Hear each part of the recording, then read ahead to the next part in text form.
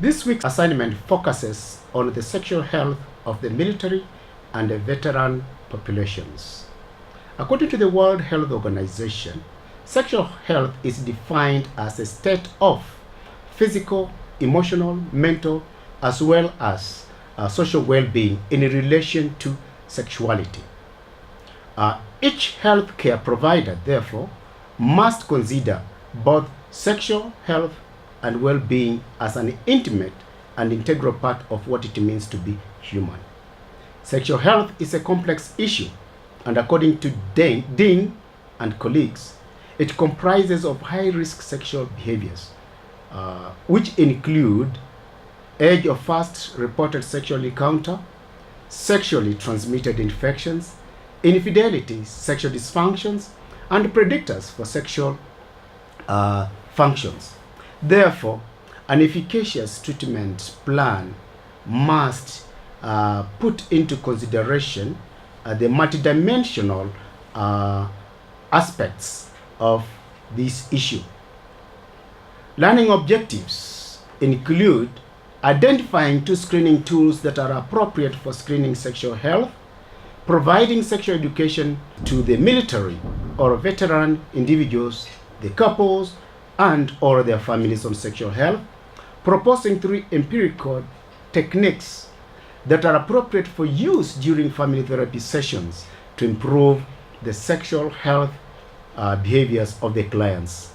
4 is to provide an evaluation tool that may assist a clinical supervisor to promote the growth in the therapist. There are 2 screening tools that can be used for sexual health. Number 1 is sexual assault history. This is a tool that assesses if one had, over the past 12 months, experienced any of the 5 types of intentional sexual contacts that were against their will or without their consent. These behaviors ranged from unwanted touching to attempted rape, complete rape.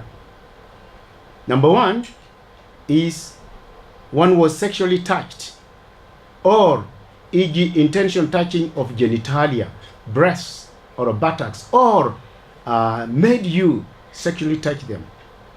2, tried to force you to have sexual intercourse, but they did not succeed. 3, they made you have sexual intercourse.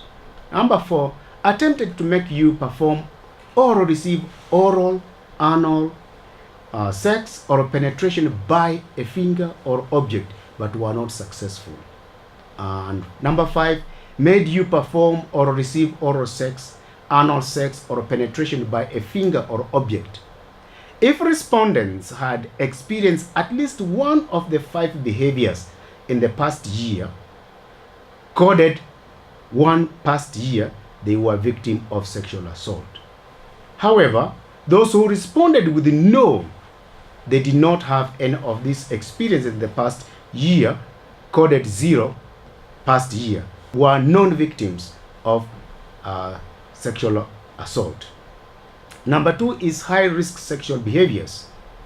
According to Goddard, 1980s, Goddard and colleagues in 1987, this tool is helped to screen such behaviors as follows: inconsistent use of a condom during sexual experience, engaging in sexual activity with multiple partners, taking part in casual sex, engaging in commercial sex, which is defined as paying or receiving money, gifts in exchange for sex, taking part in anal sex, and not using a condom during the most recent sexual encounter, and if any of the above 6 behaviors took place. All the 7 variables are binary. That means the answer is yes or no. And some of the questions that can be used include: had the first sexual intercourse before age 13, had sexual intercourse with more than 4 persons, did not use condom during last sexual intercourse, and drank alcohol or used drugs before the last sexual encounter. Psychoeducation includes looking at the complex nature and the issues surrounding sexual health, high-risk sexual behaviors such as age of first reported sexual encounter, sexually transmitted infections, infidelity, sexual dysfunctions, and predictors for sexual functions. There are three techniques that one can use when working with these populations. Number one, the post-traumatic growth is a treatment modality that is explored in connection with the level of differentiation of self from the family of origin, trauma, forgiveness, and post-traumatic growth in infidelity couples. Affairs has deleterious impacts on the biopsychosocial spiritual dimension of a couple relationship.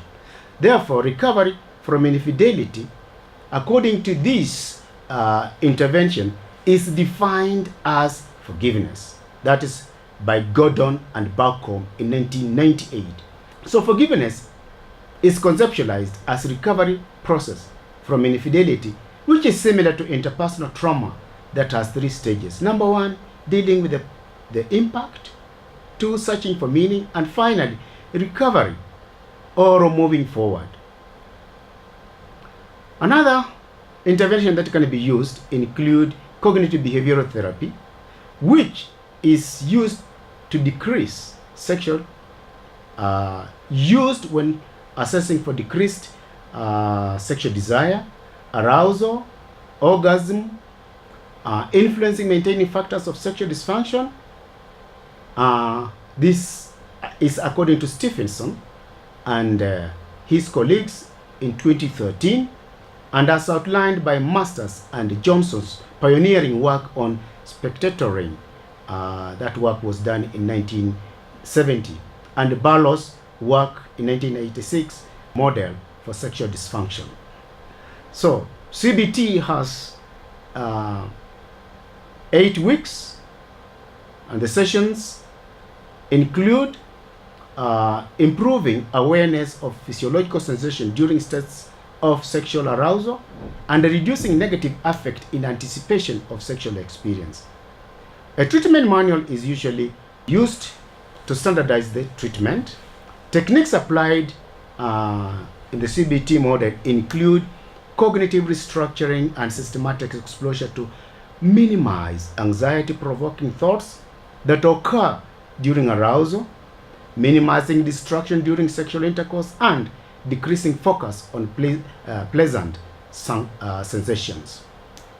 The final intervention is the Together, and this provides education about HIV and sexually transmitted infections in serious versus casual partnership, which are also referred to as primary versus outside partners, and a menu of behavioral and biomedical HIV prevention strategies couples can use is also included.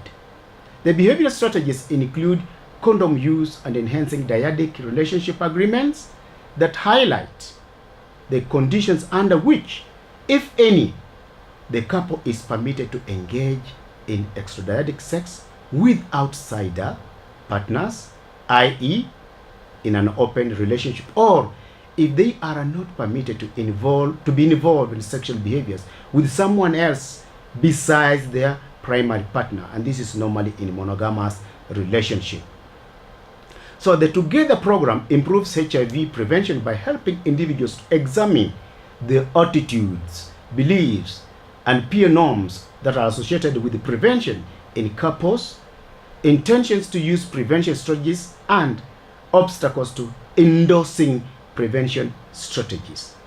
The Together program corrects faulty assumptions about sexual health in serious relationships. And finally, the Together program helps to improve HIV prevention self-efficacy and behavioral skills by teaching risk reduction skills related to couples, making behaviorally specific HIV testing plans and relationship agreements, and dealing with the breaks in relationship agreements. These tools have been evaluated to ensure their fidelity, and studies show that cognitive behavioral therapy is the most promising treatment model that has received empirical support for sexual health.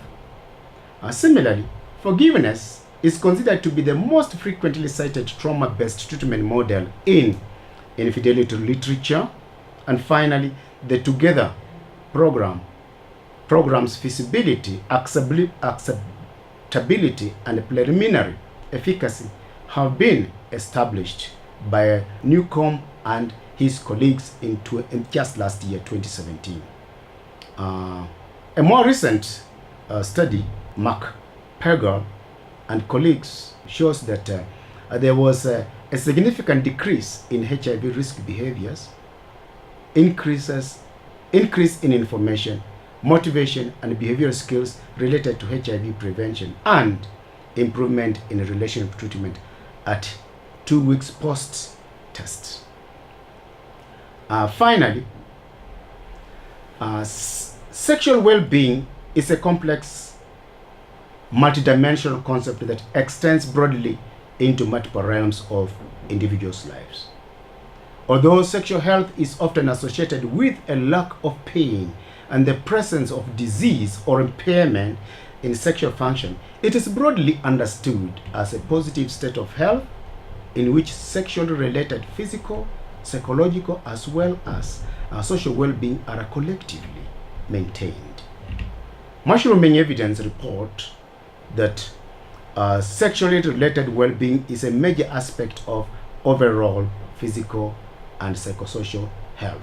Therefore, treatment must consider the recursive impact of sexual health on both the physical as well as the psychological well-being of an individual. It is incumbent upon family therapists to consider the physical as well as emotional safety of their clients prior to engaging in relational treatment options, given that sexual health is both an intrapersonal as well as interpersonal concern that must be considered through a systemic and biopsychosocial lens.